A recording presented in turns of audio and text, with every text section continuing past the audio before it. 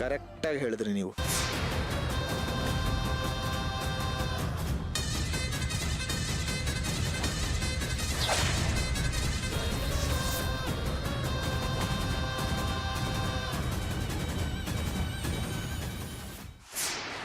ನಿಮ್ಮನ್ನ ಹಚ್ಕೊಂಡಿರೋರ್ಗೆ ನಿಮ್ಮಿಂದ ಆಗೋದು ಬರೀ ನೋವೆ.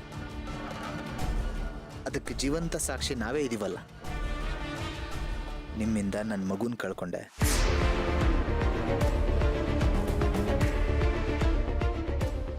ಹಲೋ, ಈ ಉಡಾಫೆ ಎಲ್ಲ ಬೇಕಾಗಿಲ್ಲ.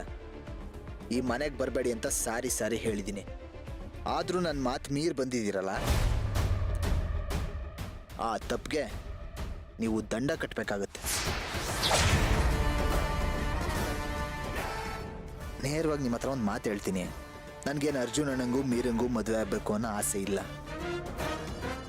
ಅದರ ಅನಿವಾರ್ಯತೆಗಳು ನಿಮಗಿದೆ. ಕರೆಕ್ಟ್? ಹೀಗೆ ನಿಮ್ಮ ಅನಿವಾರ್ಯತೆನ ನಾನು ಪೂರೈಸಬೇಕು ಅಂದರೆ ನನ್ನ ಅನಿವಾರ್ಯತೆನ ನೀವು ಪೂರೈಸಬೇಕು. ನಾನು ಹೆಚ್ಚೇನು ಕೇಳೋದಿಲ್ಲಪ್ಪ. ಅರ್ಜುನ್ ಅಣ್ಣ ನಿಮ್ಮ ಹೆಸರಿಗೆ ಬರ್ದಿರೋ ಆಸ್ತಿನ ನೀವು ನನಗೆ ಬರ್ಕೊಡ್ಬೇಕು. ಹಾಗೆ ನಿಮ್ಮಪ್ಪ ನಿಮ್ಮ ಹೆಸರಿಗೆ ಬರ್ದಿರೋ ಆಸ್ತಿನೋ ನೀವು ನನಗೆ ವರ್ಗಾವಣೆ ಮಾಡಿಕೊಡ್ಬೇಕು.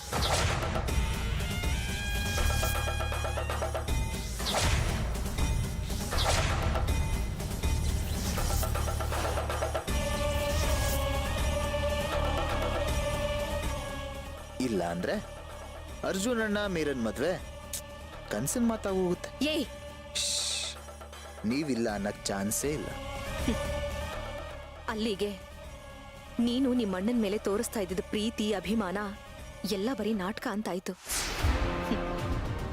ಮೊನ್ನೆ ಹಾಸ್ಪಿಟ್ಲಿಗೆ ಹೋಗಿ ಅರ್ಜುನ್ ಸರ್ ಹತ್ರ ನೀನ್ ಗೋಳಾಡ್ದೆ ಅನ್ನೋ ವಿಷಯನ ಕೇಳಿ ನಿನ್ ಕೋಪ ಇರೋದು ಬರೀ ನನ್ ಮೇಲೆ, ಅವ್ರ ಮೇಲೆ ನಿಜವಾಗ್ಲೂ ಪ್ರೀತಿ ಕಾಳಜಿ ಮಮಕಾರ ಎಲ್ಲ ಇದೆ ಅಂತ ನನಗ್ ನಾನೇ ತಿಳ್ಕೊಂಡು ಮೋಸ ಮಾಡ್ಕೊಂಡಿದ್ದೆ. ನಿನಗ್ಯಾವ ಪ್ರೀತಿನೂ ಇಲ್ಲ, ಅದೆಲ್ಲ ನಾಟಕ ಅಂತ ಇವತ್ತು ನೀನೇ ಪ್ರೂವ್ ಮಾಡ್ಕೊಂಡೆ. ಯಾರು ಹೇಳಿದ ನಾಟಕ ಅಂತ? ನನಗೆ ಅಣ್ಣನ ಮೇಲಿರೋ ಪ್ರೀತಿ ಗೌರವ ಕಾಳಜಿ ಎಲ್ಲ ಈಗಲೂ ಹಾಗೆ ಇದೆ. ಅದನ್ನ ಯಾರಿಂದನೂ ಬದಲಾಯಿಸಕ್ಕಾಗಲ್ಲ.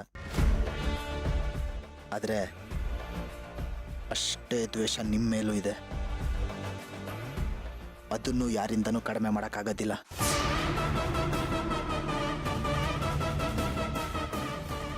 ನೀವು ಒಂದಿನನೂ ನೆಮ್ಮದಿಯಾಗಿ ನಿದ್ದೆ ಮಾಡಬಾರ್ದು. ನಾನು ನಿದ್ದೆ ಮಾಡೋದಕ್ಕೆ ಬಿಡಲ್ಲ. ಇವನಿಗೆ ಯಾಕಿಂಥ ಬುದ್ಧಿ ಕೊಟ್ಟೆ ದೇವ್ರೆ? ಇವನು ತನ್ನ ಮಗು ಸತ್ತು ಹೋಗಿರೋದಕ್ಕೆ ಕಾರಣ ನಾನು ಅಂತ ಹೀಗಾಡ್ತಿದ್ದಾನ? ಅಥವಾ ನನ್ನ ದ್ವೇಷಿಸೋದಕ್ಕೆ ಬೇರೆ ಏನಾದ್ರೂ ಕಾರಣಗಳಿದೆಯಾ? ಅದೇನೇ ಇದ್ರೂ ಆದಷ್ಟು ಬೇಗ ಅವನಿಗೆ ನನ್ನ ಮೇಲ್ ಬಂದಿರೋ ಅನುಮಾನಗಳೆಲ್ಲ ಪರಿಹರಿಸು ತಂದೆ. ಹಾಗೆ ಪೂಜಾಗೆ ಇನ್ನೊಂದು ಮಗು ಆಗೋ ಥರ ಆಶೀರ್ವಾದ ಮಾಡಪ್ಪ.